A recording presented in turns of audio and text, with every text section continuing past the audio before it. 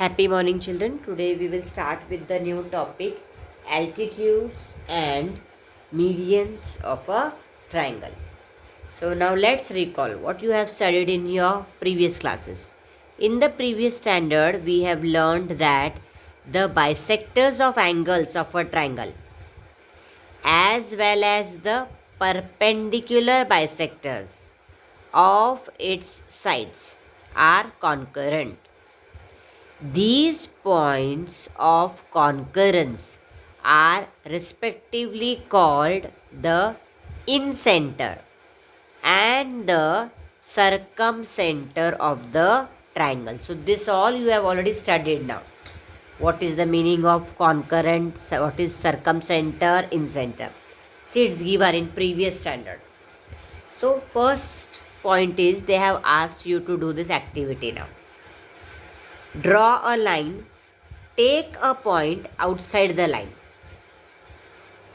Draw a perpendicular from the point to the line with the help of a set square. So this activity you have to do. Now as I said, you have to draw a perpendicular. So first you should know what is the meaning of perpendicular. So see here, it's given. The figure is given to you. In the figure, line L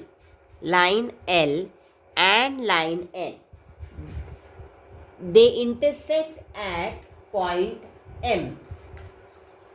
Here, this is the point M. They intersect at point M.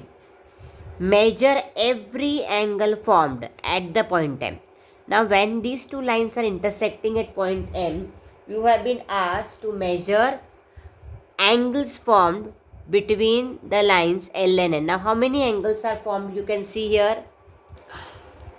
So, here line L and line N intersecting at point M. And what they are saying, if an angle between line L and line N is a right angle, means here when the lines are intersecting at each other, here first angle, this is second angle, third angle and fourth angle.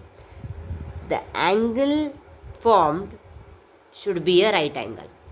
Then the lines L and N will be called as perpendicular lines. And see, this is the symbol for perpendicular, like this. Okay, this is the symbol for perpendicular. That line L is perpendicular to line L in symbol. It is read as line L is perpendicular. See, this you should know. If I am just showing this symbol, you should say line L is perpendicular to line N. See here, the two perpendicular lines are there, line PQ and line LM. Okay, now if you see these lines, you have to check whether the angles formed between these two perpendicular lines should be the angles formed between these two perpendicular lines should be 90 degree. So I have shown here 90 degree angle, 90 degree angle. With the help of protractor also, you can place your protractor and you can check whether the angle formed are 90 degree or not. See here, I have shown here, kept a protractor to see whether it is 90 degree or not. Check. From here, 0, you can see 0, 10, 20, 30, 40, 50, 60, 70, 80 and 90. So here the angle formed is 90 degree. Now measure, angular measure of the protractor, if you see, is 180 degree.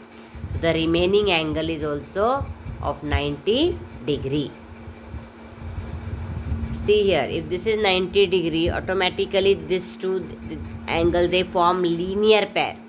And sum of the measures of the linear pair is 180 degree. So if this is 90, this also should be 90.